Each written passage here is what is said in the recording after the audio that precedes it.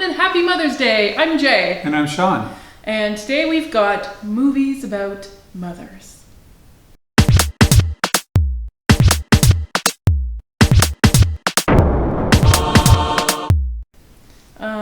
Whether or not they're always good mothers or happy mothers, we will discover as we go. But happy Mother's Day to every mother out there, every full-time mother who is also right now being a full-time teacher. And God bless you if you have to be a full-time anything else on top of that, because everyone only gets one full-time. And yet you're expected to do triple duty. These are difficult days and made worse by the fact that probably nobody got to go shopping for a Mother's Day present. No. And you deserved one. I don't know how mothers do it. I'm lying. I do. It's called wine. But, yeah, you deserved a necklace too. That's all I'm going to say. Thanks, okay. Jay. You're welcome, Sean. Now, have you got some mother movies for us? Yes, I do. Okay. So what are some of your favorite mother movies? Okay, you're going to like these. Okay. I already like how this is headed. Okay, let me buckle up. Let me start with one I know you will like. Okay. Lady Bird. Yay! Yeah, Yes, so we saw this at TIFF. Mm-hmm. It's Saoirse Ronan. It's Laurie Metcalfe. Thank you. Just a quintessential mother-daughter story as Saoirse Ronan's daughter starts to get ready to leave home to go to college. And just the story of the two of them sort of evolving through that relationship. Mm-hmm. Saoirse Ronan is the daughter. That's what I said. I thought you said her daughter. Oh, sorry. Saoirse Ronan plays the daughter. Yes. And so naturally is pulling away from the family, has always had a bit of a rebellious streak. She prides herself on being a bit different. And her mother is really struggling not to lose her cool on not an everyday basis, more like an every minute basis. And not without, some... she is the kind of daughter who will launch herself out of a moving vehicle just to prove a point. Great scene. Yeah, and a tactic that I might have used myself. So, do I relate to this relationship? I feel like everyone does. There's some part of this that everyone can kind of relate to. I mean, not Sean, because no, you were a good boy. Yes. Mm-hmm. Okay, so that is such a good relationship movie, a mother-daughter movie. And yes, I do adore that one. So you get a pass on that. Great. So do I want to hear what's next? Probably not. Okay, give it to me anyway. Aliens. Okay, you're going to have to talk me through this one, Sean. Yeah, so this is a bit of an obscure one as far as the mother-daughter relationship in this movie. Okay. Because the part that makes it the mother-daughter relationship was cut out of the original theatrical cut of Aliens. It only comes back into it in the special edition that was released when it went to video. Okay, which you have seen. Yeah, I was too young to see this in theaters because it came out in 1986 and was rated R. Okay. So I have only seen the extended version, which I didn't realize. Okay. But that's the movie that I grew up with as Aliens. Interesting. And so... And you love it for the mother-daughter bond? The mother-daughter bond is a pretty key element of this movie. Okay. So... Tell us. At the end of Alien, Sigourney Weaver gets trapped in an escape pod. That's how the movie finishes off. So Aliens picks up with the escape pod being found by the company that Ellen Ripley was working for, and she gets taken back to Earth. What she does not initially know, she's been lost in space for 57 years. When she left, she had a daughter who was 10 years old. Very early on in the movie, she finds out that her daughter has actually recently died. Oh.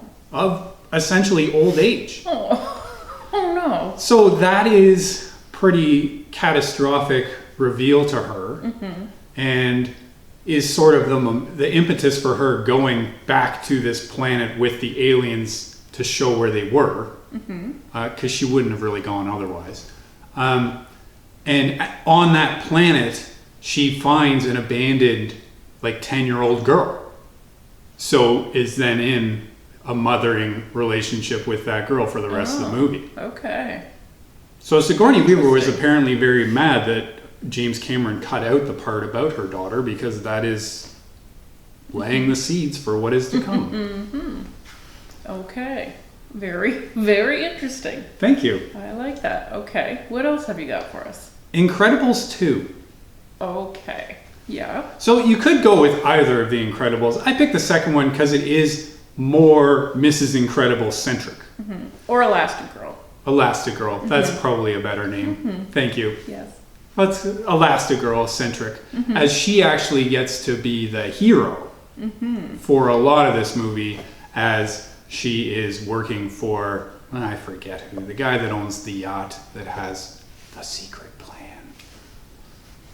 Okay. Anyway, this is a family of superheroes, and Mrs. Incredible has always had a thing, even in the first movie, about her kids not being heroes, but she's dealing with it. Okay. And she's saving the world at the same time. And she's saving the world at the same time. That's multitasking, multiple full-time jobs. There you go. That Thanks, is a good Moms. one. Yes. Okay. And? Erin Brockovich. Oh, okay. Interesting pick from you. Yeah, I really like Erin Brockovich. That movie was one that I really just stumbled onto, and it's a great movie. It really is good as a comedy, but also Julia Roberts is excellent in it, and it really spoke to me as a guy who might go to law school one day. Okay. And I think this did come around when I was going to law school. Okay. I think maybe just before. Interesting. Yeah. Okay. So you think she was a good mother, or? I mean, she was pretty good. She worked with what she had. Okay. She ended up doing all the things that she did to try and support her family. All right. And? Terminator! Jesus. Yeah. Okay. Okay. So Terminator is the story of Sarah Connor, played by Linda Hamilton. And in the first movie, which is the one that I'm focusing on, a killer robot is sent back in time to kill her before she gives birth to the leader of the human resistance in the future, John Connor. Oh boy. So she's a target because she's going to be a mom one day and raise this kid really well so that he can rise up against the robot oppression after Judgment Day. It's a good movie. I haven't made you watch it yet. It's a good movie. And really Is this why you're trying to be like, oh, it's just a really sweet mother-son movie. You're going to like it. Well, then you can continue on the fun in Terminator 2. I'm sure I would feel that way. I just left that one off my list because John Connor is a teenager in that movie. He's the target now. Sarah is kind of relegated a bit to the background in that one. I see. Okay. All right. Is that your... That's my 5. That's your list. Okay. Yeah. Well, I'll start with the one we can't possibly leave off, Steel Magnolias. I thought, is there any way to work around it? And no, there isn't. This is the ultimate mother-daughter movie. Sally Field and Julia Roberts. Of course, a much larger cast than that, and all of them worth their salt. It's about really women in a small town gossiping in a beauty parlor. But the family I'm focusing on is Sally Field is about to be the mother of the bride. Julia Roberts is getting married, and everyone's so emotional. And I think this is really, a time in their life when Sally Field is kind of redefining her role as a mother, because, young Shelby is not only getting married and moving away, but she's living her own life and making her own decisions, and the mother doesn't always approve. And in the film, Shelby, played by Julia Roberts, has diabetes, and so she has sort of an ongoing sort of health problems that leave her vulnerable and make her mother want to mother her all the more. So it is hard for her to really overcome that sort of hurdle in their relationship. And then Shelby does something that her mother really doesn't approve of, which is get pregnant, because that can really put her health in jeopardy. And so her mother is very against it, because her mother doesn't know how to even think of possibly losing her daughter. But her daughter can't imagine not becoming a mother. So, yeah, that's a big push and pull. A very emotional one to watch, I feel. I agree. Mm-hmm. It is very emotional. I've seen you cry over it. Thank you, Sean. Yes. He doesn't have emotions, but he sometimes witnesses them. Yes. And he writes them down in a notebook. We're not sure why. So, unsurprisingly, I would really want to put Mermaids on this list. But if you have seen some of our back catalog, you know we already had a Mermaids party where I talked nonstop for an hour about one of my favorite movies, starring Cher as the mother, and Winona Ryder and Christina Ricci as her daughters. And I adore the heck out of that movie. I think it is a lot of fun, and everyone should watch it. And Mother's Day is a great excuse to make the whole family watch it. But if you've recently watched Mermaids, as I have, maybe try Because I Said So. I love this movie. It might be a guilty pleasure type movie, only I don't have guilt. That's not something in my repertoire. It's just an indulgence. It is definitely an unabashedly cheesy romance kind of movie about Diane Keaton and her 3 daughters, played by Lauren Graham, Piper Perabo, and especially Mandy Moore, who is sort of the one we focus on in the film. Because her mother, who is a meddler, I don't know if anyone can relate to that, but this mother is a meddler. She's definitely having trouble letting go. She just wants her daughters to be happy. And so she takes out a personal ad and because she knows her daughters would not approve of this, so she has to do it in secret. So she secretly meets all these men and chooses the best among them, and then orchestrates a surprise meeting between them. So then the movie is really about this guy that the mom chose and this guy who sort of overheard that Mandy Moore was on the market and introduced himself. So even he's there under kind of false pretenses. And who is she gonna wind up with? And can Diane Keaton ever stop putting her fingers in the pie? No, she can't. No, she can't. She loves putting her fingers in That's been half of her career. That's right. So I love that movie. And as you can probably tell, I love movies with moms and daughters because that's how I grew up. Nobody even has as many daughters as my mom does, but I do like those ones a lot. So this one is not the happiest of movies and is a pretty unique relationship, mother-son-wise. It is the movie Room. That's Brie Larson and Jacob Tremblay play a mother and son where Brie Larson was kidnapped as a teenager and she has been held in a shed for so many years. She now has a 7-year-old son that she has conceived in that shed by the man who kidnapped her and is holding her. So nobody, even having read the book and watched the movie, we still can't even understand the depths of such a relationship when this child is not conceived in the nicest of ways and yet is the only person you have, and you are the only person he has ever known. Holy cow.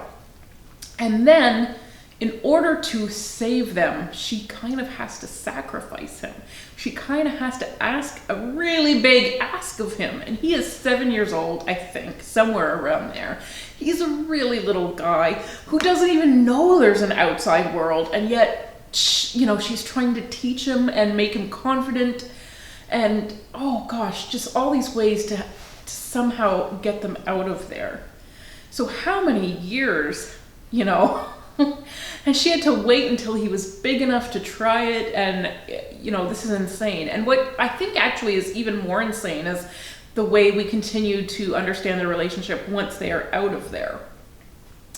And just, I think when she's back in the wider world, this whole concept of motherhood she explores it more, and where he came from and what they came from and who they are now. And then she gets back, she's living with her mother now, but played by Joan Allen, who is terrific. So there's a very changing dynamics to really explore what that relationship means and how it will have to change under really tough circumstances. Good movie. So another kind of bummer of a movie is called Ben is Back. So another one we saw at TIFF, I think a number of years ago now. It stars Julia Roberts as the mother and Lucas Hedges as her son. So it is Christmas, and her son, her teenage son, reappears. We don't know from where, but we understand there's some tension. She doesn't trust him, but she is awfully glad to see him. She has other children, younger children. The man in the house is not his father, but is her current husband, who has been on the scene long enough to be very wary of the return of this son, played by Courtney B. Vance, who is actually excellent in the role. So come to find out that this guy has been in rehab, and he's out for 24 hours to celebrate the holiday with his family, but he disappears Christmas Eve. And Julia Roberts is this mother who goes after her son. And I remember that year we saw Beautiful Boy, that was with Steve Carell and Timothée Chalamet. Kind of a similar theme. Yeah, was it the Addict Son Film Festival? Yes. So that was father-son. And in that case, the son goes missing and dad is just at home waiting for that phone call, not knowing where his son is, and it is tearing him apart. It is destroying him, even though he too also has a wife and kids that he needs to be taken care of. And yet, how can you even go on with your life when your child has disappeared and you know he's on drugs? And so that makes you obviously think the very worst. In Ben is Back, Julia Roberts pursues her son. So we go on an adventure of the underbelly, the seedy underbelly that the mother has never encountered before, but she's just got this mother bear instinct to find and protect her son, even though he is also a very good addict. So he, has disappeared pretty well.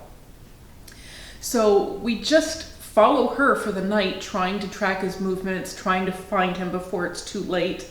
And we feel this push and pull within herself of, I have to find him. I have other kids I should be worrying about. I don't want to enable him, but I also don't want to lose him. It's so interesting to see those choices haunting her, even as she's making them in real time. And yeah, she just has the boundless love. And sometimes that means tough love, and sometimes it means making big sacrifices, and you have to kind of make those tough calls as a mother. And either way, it's not going to be easy. Just don't let your kids get addicted to drugs, mothers.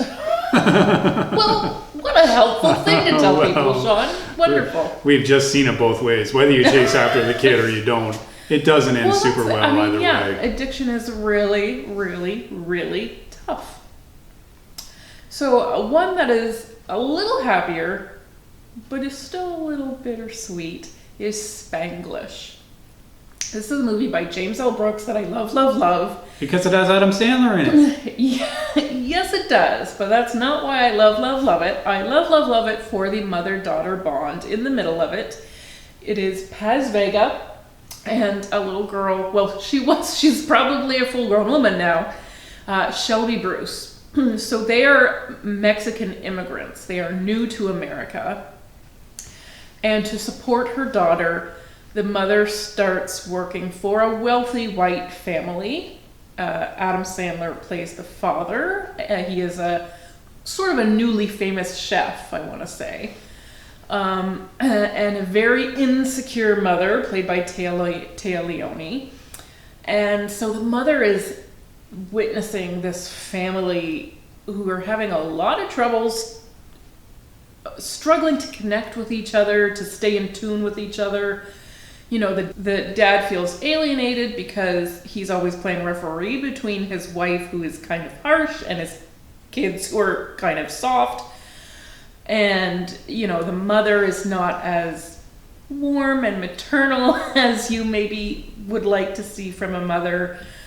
So the kids don't really go to her, and and then there's a grandmother in the house, played by Cloris Leachman, who is wonderful. She's excellent in this role, but she's a bit of an alcoholic, or, you know, she likes a drink. She always has a drink in hand. It makes her a wonderful storyteller. She likes to talk about her life as a loose lady. I think she was a singer, and so she's got some bawdy stories and tells her grandchildren about them. But yeah, so this mother who is cleaning their house and taking care of their children wants to protect her daughter from these kinds of values, which she doesn't really appreciate, but at the same time wants to give her daughter all of the benefits of an American life. That's why they came. So, you know, there's obviously the instinct to protect her from these things, but also to push her to do her best now that they have the opportunities. So she will be asked to make a very hard decision as a mother by the end of the film. And, you know, just to see the sacrifice that she is willing to make to give her daughter the best is very inspiring and kind of sad, because she didn't get to have it all. So those are my 5, if you will indulge me, Sean. For a 6th, because you know how I am with top 5 lists. There's rarely just 5 of them. Yeah. I just wanted to put in there A Quiet Place. Oh. Now, rarely do you put in a horror movie into a motherhood sort of list, but Emily Blunt, you know, we really do just focus on their family dynamic. And even under the harshest of circumstances, life in some way does go on. So she is still trying to teach her children, and, you know, they're making the best of the situation. They're trying to survive, you know, but she still has to put supper on the table and do the laundry. She is the mother of 3 children when we meet her. The 2 eldest played by Millicent Simmons, who is excellent. And she is, in real life and in the film, deaf, which in fact you may know helps her family survive. Yes. And Noah Jupe is the son, who is also so good. Both of those children exceedingly well cast, and I'm very sad that we are missing out on the sequel, which we should have already seen. We'll get it. It'll come. It will. And Emily Blunt is pregnant. So to everyone who has, you know, a panic room or a bunker, anyone who has a go bag, whatever you do to prep for the apocalypse, the one thing everyone should really bulk up on is birth control. But people don't think of that. But you do not want to be pregnant in the apocalypse. Really tough to give birth under those circumstances. Especially the Quiet Place apocalypse. Well, you cannot have a crying baby.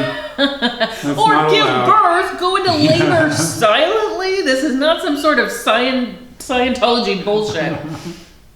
She has to give birth alone while a creature is stalking her, and if she makes a single sound, she's dead. Not only that, now she is saddled with a newborn who can't walk, let alone run, can't feed itself, nothing. She's got nothing but a liability strapped to her chest, no better than a bomb, because if this newborn, who is a newborn, so much as makes one whimper, the whole family is dead. Terrible. Good movie, though. Excellent movie. But my goodness. Tense. Whew, tense. So yeah, kudos to that mother who was crazy. Armed with a shotgun. Not gonna be enough. She's just out there doing her best. And so are all of you. We don't think this is the apocalypse, but it's the closest thing we've ever had to it since New Year's Eve 1999. Can we laugh about that? Yes. Yeah, we can laugh about that. We were Nothing ever laughing happened about back it then. even in 1999. We were pre-laughing. Somewhat nervously, but pretty sure. We got through it. We did, and we will get through this too. And there will be other Mother's Day with better gifts. You know what? You just remember this next year. You can up the value. You know, instead of a necklace, ask for a car. You deserve it. Just saying. Well spoken. We love you, Mom. We love you, other Mom. Bye. Moms.